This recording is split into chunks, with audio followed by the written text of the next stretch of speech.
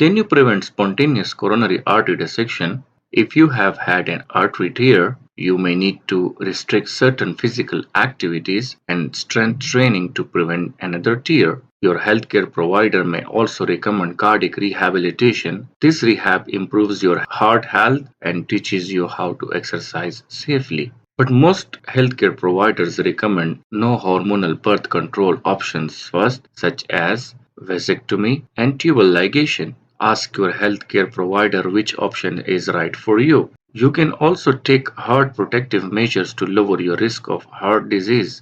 You can consume a heart healthy diet to lower cholesterol levels, cut back on sodium, and manage high blood pressure. Avoid alcohol, know your fats, and eat less unhealthy fats.